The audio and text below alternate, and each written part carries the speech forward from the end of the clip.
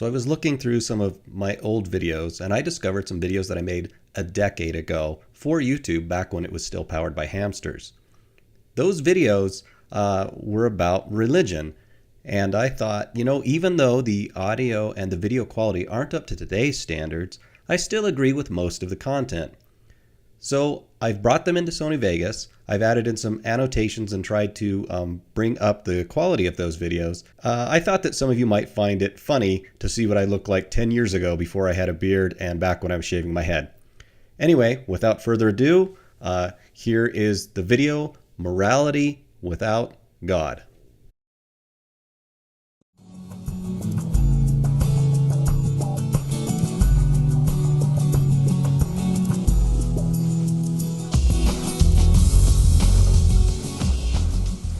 Hi.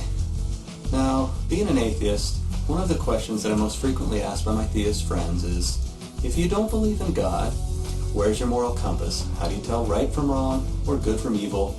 And what's your standard for behavior? I think that's an interesting question, and it's one that I hope to address today in this brief video. But before I begin, I should point out that moral philosophy is a really big topic, and I can't hope to address every point or every nuance.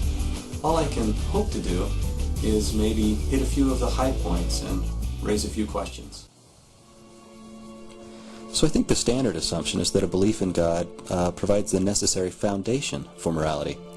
But I think that's an assumption worth examining. For example, I'm often asked, if you're really an atheist and don't believe in any sort of eternal consequence to your actions, why aren't you out doing all sorts of immoral things? Why don't you just get away with all that you can? Presumably, in a godless universe, there would be no reliable way to tell right from wrong. Without some kind of superlative standard or absolute, notions of moral behavior would be meaningless. It would all just boil down to your personal opinion. Or as Dostoevsky put it, if there is no God, everything is permitted. Well, I think that's the central argument anyway. But is it right? So to help clarify the problem, I'd like to ask a counter question to my theist friends. If you were to abandon your belief in God and become an atheist tomorrow, what would you do? Sometimes, well, quite often actually, my theist friends will respond that they'd get away with everything they could. They'd become the ultimate in selfishness. Maybe they'd steal, or engage in wild and irresponsible sexual behavior, or maybe they'd even kill if they thought they could get away with it. Well, to which I might further inquire, but wait, is that how you really feel? Are you saying that you're essentially a criminal who is just kept in check because you either fear the punishment of an angry God, or perhaps you hope for some heavenly reward after you die? I mean, isn't there something more to being a moral person than merely the fear of punishment or the promise of a reward? So what I'm getting at with my question here is to try and underscore what I think is a deeper issue. Really, what does it mean to be moral? And what is a moral person? Now, I suspect that for many theists, the answer to that question might be, well, it's simply someone who obeys God's will. But to me, that immediately raises the obvious question of, which God do you mean? There are a lot of different notions of God, and consequently a lot of different notions of what is God's will. Which God do you mean? The Christian God? Muslim? Hindu? How do you know that your particular God and your subsequent code of moral behavior is correct, where all the others are not? But there's another even more troubling problem here, I think. Irrespective of the God you believe in, you learn of His will via some sort of intercessory. You can't really have a direct knowledge of God's will, right? So you have to try and understand it via some kind of filter, and that filter might be a person or a holy book of some kind. Even if you claim scriptural inerrancy, you still end up with the problem of picking and choosing which commandments you are going to follow and which ones you are not. If, for example, you claim that your morality is based on the Bible, I suspect that you probably agree that Jesus' edict to love your neighbor is a good one. But what do you do about some of the other instances of morality that are found in the Bible? For example, the Bible condones slavery. Or at one point, several points actually, God instructs His people to commit genocide. Or there's the instance of patriarchal dominance of men over women. Or even the stoning of disobedient children. And so on. Now, really my point here is not to criticize the Bible. Rather, it's simply to illustrate that the moral guidelines found in Scripture are not clear or absolute. Maybe you choose to accept some of them because they're from the New Testament, or you reject other because they're Old Testament things, or maybe you see some Scriptures inspired, but other parts as man-made, or products of the time in which they are written. But whatever the case, or whatever the reason, it is quite clear that someone has to filter and interpret the Scripture before it becomes valid as a moral guideline. So, finally, there's this whole notion of obedience. I mean, really, can moral behavior be boiled down to simply following orders? Isn't there some real danger with that thinking? If we look at history, we can find all sorts of examples of grossly immoral behavior by true believers who were just following orders. Take the 9/11 hijackers, for example. Now, you can certainly doubt the morality of their actions, but you really can't doubt the conviction with which they did it. In their minds, they were obeying God's will. Or consider the followers of Jim Jones. You probably already know the story of this horrific mass suicide.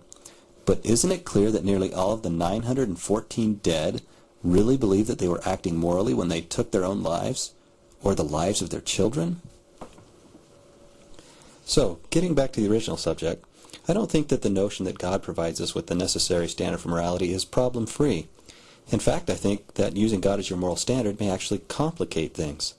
First, there's this problem of which God you choose, which leads to the second problem. What commandments are important and what ones are not? Then there's the problem of who is interpreting or acting as the intercessory between you and God. And finally, even if you think you've got some magical formula to sort through these complexifying factors, you're left with the question of whether or not simple obedience is sufficient to make you a genuinely moral person. Regarding this final point, I think that if your supposed moral behavior basically boils down to following orders, then you're really just passing the buck to someone you view to be an authority over you. To me, this looks dangerous, because it absolves you of the personal responsibility for your actions. Morality based on strict obedience to authority really isn't morality at all. It's irresponsibility. And in many cases, that means it is also a recipe for immorality. But my point in this video is really not to bash religion. It's to show how one can be an atheist and still be moral. This first step was just to show that the default assumption that one requires God as a necessary moral standard might be fraught with a few problems of its own. But having done that, let's move on.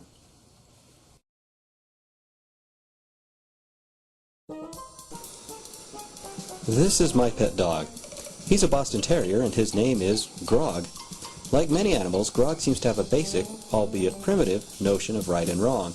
He knows, for example, that it is fine to go to the bathroom outside, but it is wrong to go inside the house. He also knows that he shouldn't jump up on the dinner table or steal food from our plates. Of course, we've shaped his behavior through training, but the basic capacity for learning was there from birth. But isn't that fact a bit surprising? Where did this ability to learn elementary dog-level right and wrong come from? Well, Grog is a domesticated dog, and dogs are essentially wolves. Wolves are social animals, and so, bred into them is an instinct to be social and work with the pack. That instinct to cooperate gives them an advantage within the natural world. There are a lot of social animals in the animal kingdom, especially mammals. Dolphins, elephants, chimpanzees. As you examine them, you quickly see that the more social they are, the more developed social instincts they have. Over generations, these animals have evolved to have basic behavioral instincts that help them to have success within their social groups. These animals have a built-in urge to cooperate with others of their own species. This makes perfect sense from an evolutionary standpoint because, under the proper conditions, cooperation is a competitive advantage.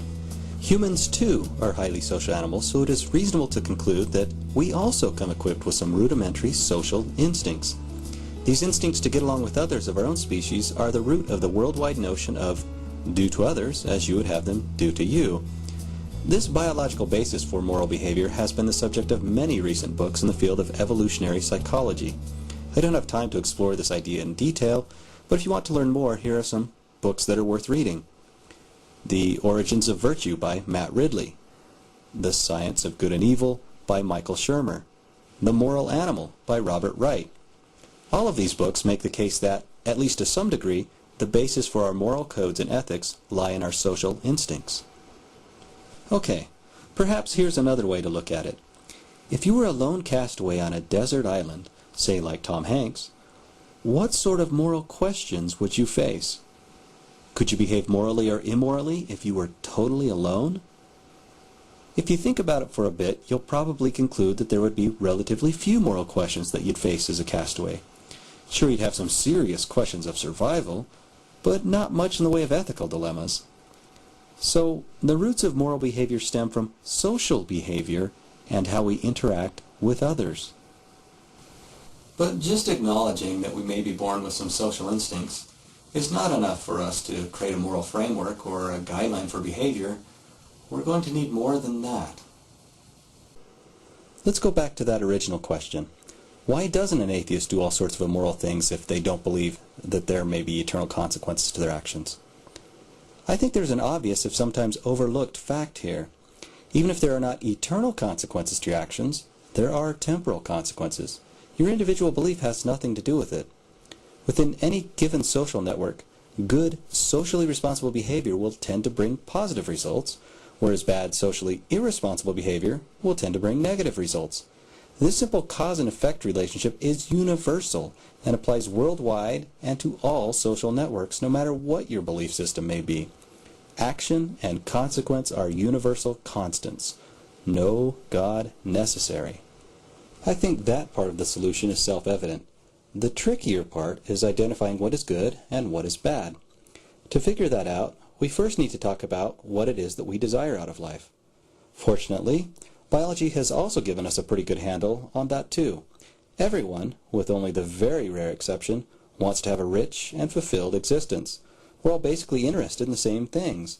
We want to survive and be healthy, we want the freedom to pursue our individual dreams, and we want to find enjoyment in our families, occupations, or leisure time. Here's where reason enters into the picture. If I want these things, and you want these things, and we're inclined by our instincts to try and cooperate towards getting them, it makes perfect sense that we try to reach some kind of agreement about how we both might be satisfied. This is where the notion of universal human rights enters in. We as humans simply agree that the best way for all of us to achieve our shared goals of happiness is to grant all of us equal protection and opportunity in the form of rights. This is a perfectly reasonable solution. I think that Thomas Jefferson put it best in the Declaration of Independence. We hold these truths to be self-evident, that all men are created equal, that they are endowed by their Creator with certain unalienable rights, that among these are life, liberty, and the pursuit of happiness, that to secure these rights governments are instituted among men deriving their just powers from the consent of the governed, and so on. Okay, now I know some wise guy is saying, but look, it says right there that these rights are endowed by a Creator. Well, yes, it does say that, but please note that for an atheist, nature is the Creator. It is also highly likely that Thomas Jefferson would agree. After all, Jefferson may have been an atheist himself. He was at least deeply skeptical of the commonly held notions of God at that time, and he was certainly not a Christian. But irrespective of that, the key point is that reason informs us that these rights are simply part of who we are as humans. So, we come to the final piece of the puzzle for figuring out a guideline for moral behavior. We start with something called the categorical imperative. This idea was most famously explained by Immanuel Kant, and it looks like this. The core notion is really quite simple. All this means is that everyone should act by being mindful of what it would mean if everyone else acted in the same way. Personal and social responsibility for your actions lie with you, the individual, and laws simply codify that mutually desirable behavior. For example, I shouldn't steal, both because I don't want to be stolen from, and because if everyone were to steal, society would fall apart. So we make that a law and then require that everyone within our society abide by it. Similarly, I shouldn't lie, cheat, or deceive, both because I don't want these things to happen to me, and because if everyone else did so, our whole cooperative enterprise of working together wouldn't work. Note that this works in the positive sense too, though. I should be helpful, honest, compassionate, both because I want people to be that way with me, and because by doing it, improves and strengthens our mutual society. So let me sum up here and tie it all together. Biology and evolution have equipped us with social instincts to cooperate. Because we are all humans, We all share the same general desires and goals. Recognizing this leads us to a reasonable notion of universal human rights. And finally, in order to ensure those rights, it becomes our personal responsibility to act in a fashion as though everyone else were also inclined to act the same way. So, there you have it. But there is one last thought that I want to leave with you. Sometimes I'm asked to justify the horrors of atheist regimes such as the Soviet Union or Red China. I'll be told that such governments are proof that rights and morality have to be rooted in a belief in God. But in turn, I of course can counter that there have also been plenty of highly religious theocratic states throughout history that were similarly abusive.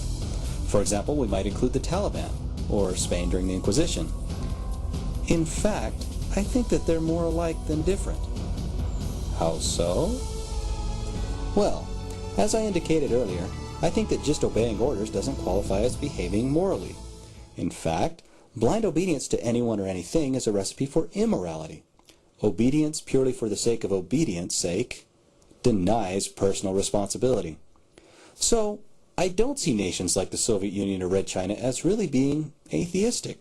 In fact, I think they might be considered highly religious states. They simply replaced the traditional notion of God with a new one where the state itself became God. All their iconography, dogma, and policies reflect the idea that the state should be worshipped and obeyed without question. So, they're like theocracies of the state. Their notion of moral behavior also looked to deny personal responsibility and instead place the emphasis on strict obedience to the party line. Like I said at the beginning of this video, there is no way that I could hope to cover all of moral philosophy in just a few minutes. The most I could hope to do is hit a few high points, and admittedly, that's probably all I've done. Still, I hope you found it interesting, maybe a little enlightening. But in any case, thank you for listening.